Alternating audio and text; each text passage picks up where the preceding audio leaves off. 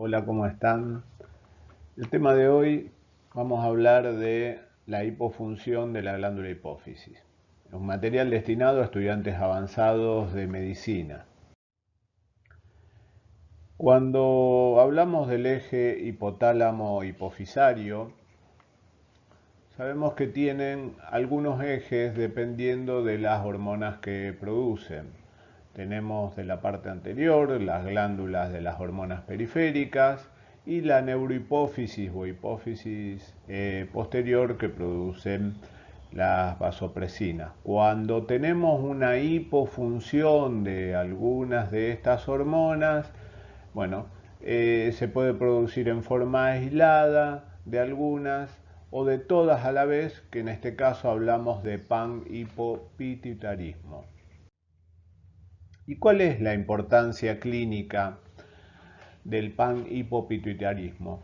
Y básicamente es porque es una entidad no muy frecuente, pero que se asocia con mayor morbimortalidad y después da una serie de cuadros clínicos inespecíficos que tienen que ver con esto, como cambios en la composición corporal, alteraciones en el perfil lipídico, hipertensión arterial, intolerancia a la glucosa, estado proinflamatorio y aterosclerosis, entre otros. Como vemos, todos estos trastornos son inespecíficos y nos pueden dificultar el diagnóstico clínico. En definitivo, el hipopituitarismo puede estar clasificado según el lugar donde se provoque el trastorno. Cuando afecta la parte anterior, puede afectar a las hormonas, sobre todo a la tirotrofina, a la adenocorticotrofina, a la hormona de crecimiento, a la prolactina, a las hormonas gonadales como puede ser la luteinizante y el factor estimulante del folículo. Cuando afecta a la neurohipófisis, que es la hipófisis posterior, lo que se afecta es la secreción de la hormona antidiurética, provocando una diabetes insípida. Cuando afecta al global de las hormonas que mencionamos recién, es cuando hablamos de un panhipopituitarismo. ¿Cuáles pueden ser las causas? Bueno, las causas pueden ser primarias, que afecte puntualmente a la glándula, y después puede haber causas secundarias que lo que estén afectando es el eje, el tallo hipofisario o el hipotálamo. ¿Y cuáles son estas causas puntualmente? Y bueno, se pueden clasificar. Por un lado tenemos los tumores. Los más frecuentes son los primarios de la hipófisis, los adenomas, que en la mayoría de los casos no son funcionantes. También puede haber metástasis, que sean secundarismos de otros tumores, o tumores paracelares, que en estos casos en general se presentan por su tamaño con clínica en forma rápida y desde el inicio. También tenemos los trastornos genéticos, algunas manifestaciones congénitas graves, algunos síndromes hereditarios o trastornos en los genes que codifican la transcripción, que algunos pueden ser en formas tempranas y otros más tardíos, que generalmente los de temprana se asocian con anomalías estructurales, no así los tardíos, y después también algunos trastornos que afecten puntualmente a alguna hormona, ya que lo que afectan es a los receptores de dichas hormonas. También se ha descrito alguna disgenesia del tallo hipofisario con síntomas y clínica variable. También se han nombrado etiologías inflamatorias, para decirlo globalmente, como puede ser la hipofisitis, puntualmente, infecciones como la tuberculosis y la sífilis, que sabemos que tienen manifestaciones de los más variadas, enfermedades inflamatorias como puede ser la sarcoidosis, la hemocromatosis, la amiloidosis y la histocitosis. La hipofunción de la hipófisis también se ha asociado al traumatismo de cráneo, a lesiones por cirugías, por neurocirugías. Es una glándula muy sensible a la radiación, de hecho es dosis dependiente y los pacientes que han sido sometidos a radiación deben tener un seguimiento clínico prolongado. Y también a causas vasculares que afecten la circulación de la glándula y provoquen su hipofunción. ¿Cómo va a ser la presentación clínica?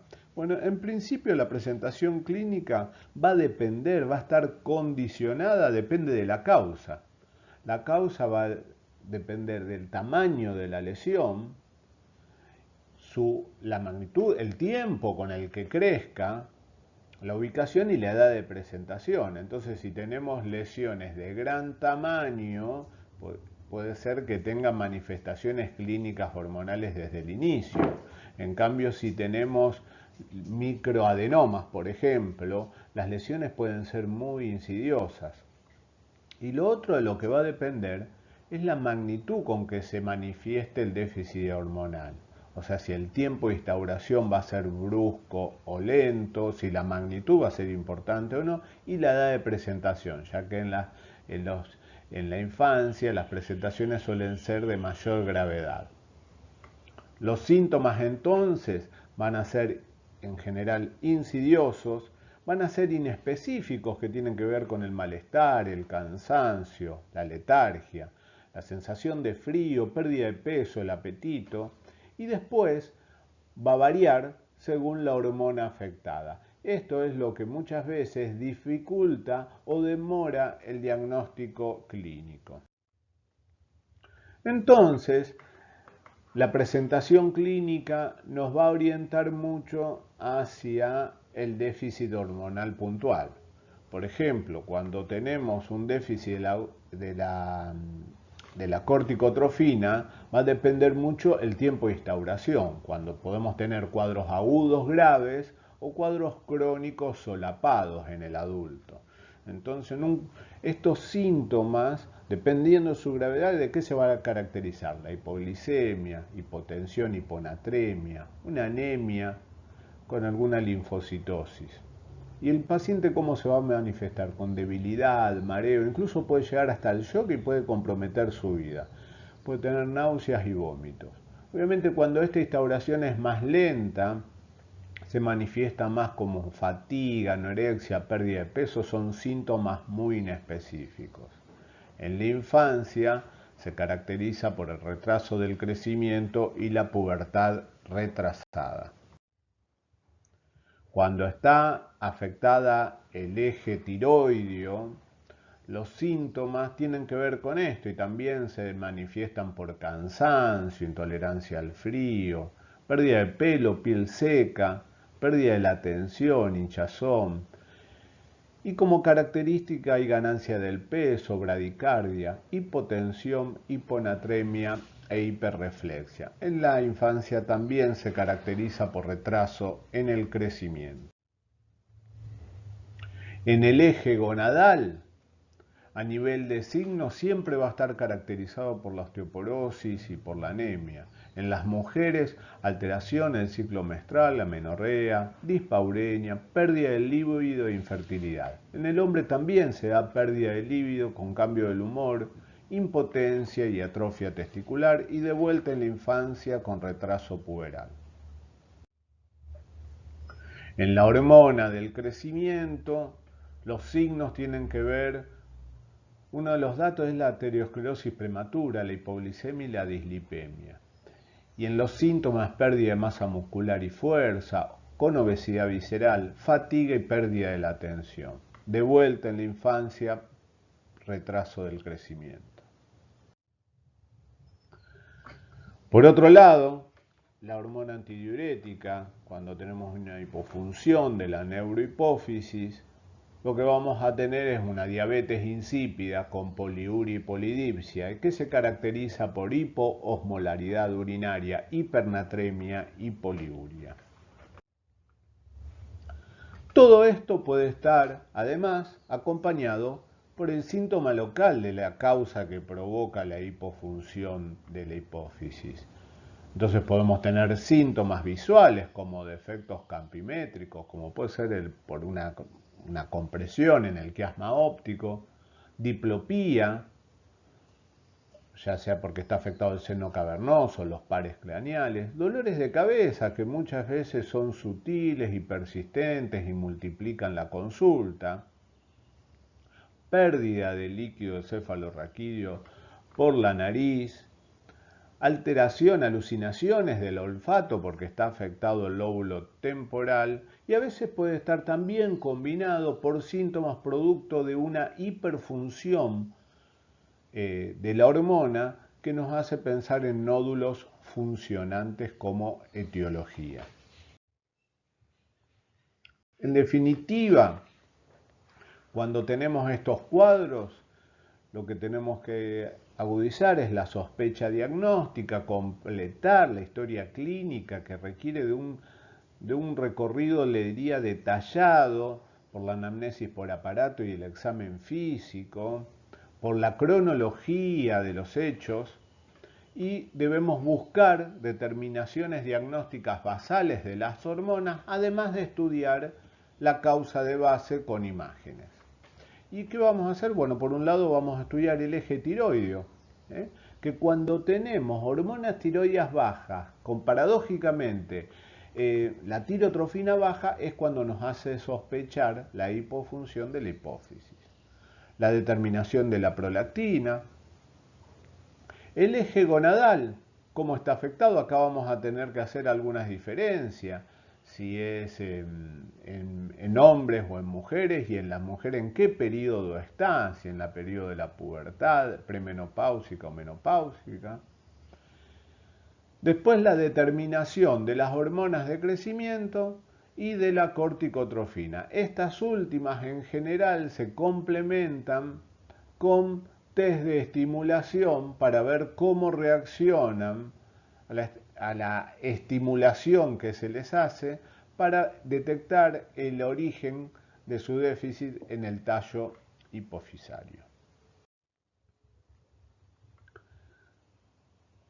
Una vez llegado al diagnóstico, obviamente tenemos que encarar el tratamiento y lo puse en orden de secuencia porque lo primero que tenemos que descartar antes de empezar el tratamiento es que no haya un eje adrenal. Porque si vamos a complementar el eje tiroideo sin haber descartado que no haya una hipofunción en el eje corticotrófico, podemos generar una crisis realmente grave. En definitiva, lo primero que hacemos es, si tenemos el eje adrenal suprimido, el reemplazo es con corticoides, que se utiliza la hidrocortisona, generalmente fraccionada la dosis entre el día con una dosis mayor y la noche, o en la tarde y la noche con dosis menores. Si estamos ante una situación de estrés, como una infección o cirugía, las dosis se suelen duplicar y cuando no hay tolerancia o el cuadro es más grave, el reemplazo es endovenoso con una frecuencia de cada 6 u 8 horas, dependiendo la gravedad del cuadro. Cuando tenemos que reemplazar el eje tiroideo, recuerdo y recalco que primero debemos descartar un déficit de adenocorticotrofina. El reemplazo es con levotiroxina, que se comienza en el adulto con dosis bajas, siempre en ayunas, una vez al día, hasta llegar a su dosis de mantenimiento, que suele rondar alrededor de los 100 microgramos día. En el eje gonadal, bueno, acá de vuelta dividimos, obviamente, lo que es mujeres y el cuadro que se está buscando cubrir. Si lo que buscamos es hacer una inducción de la pubertad, bueno, se combinan estrógenos conjugados o etinilestradiol o 17-beta-estradiol con progestágenos cíclicos. Y las dosis de los estrógenos se comienzan muy gradualmente con incrementos de vuelta graduales hasta llegar a dosis del adulto. En cambio, en la menopausia, por un hipogonadismo secundario, generalmente lo que buscamos es estrógenos transdérmicos para lograr la menor dosis posible por los efectos adversos que genera, también combinado con progestágenos. Las mujeres histerectomizadas, reemplazo con estrógenos también, no se recomienda o está muy en discusión en las personas, en las mujeres que cursan con la menopausia por la asociación que se ha hecho con neoplasias. Y luego, bueno, la inducción de la ovulación, que primero se hace con FSH recombinante diariamente hasta que se logra la modulación del folículo y después se induce la ovulación con gonadotrofínica coriónica humana.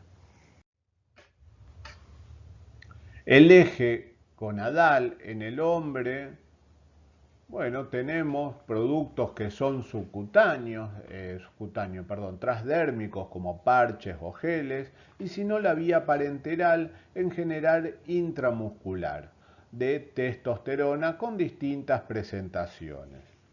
Y la dosis también varía si es en la parte prepuberal, que se hace mensual, muy gradualmente hasta llegar a las dosis de los adultos. En los adultos se puede hacer una dosis mensual intramuscular o en parches o geles diarios. Y cuando tenemos que inducir la fertilidad también se comienza con una primera etapa, a la inversa, con gonadotrofina primero, y se va aumentando gradualmente hasta hacer la estimulación.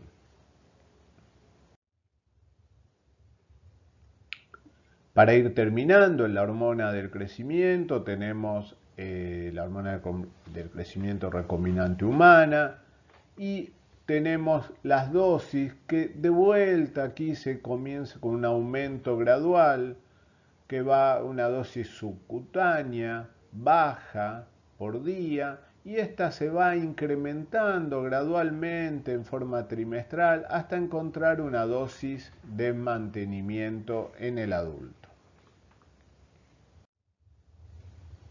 Bueno, con esto le hice un repaso muy global y superficial de lo que es la hipofunción de la hipófisis, con alguna bibliografía que les recomiendo y aprovecho para saludarlos y desearle un buen día.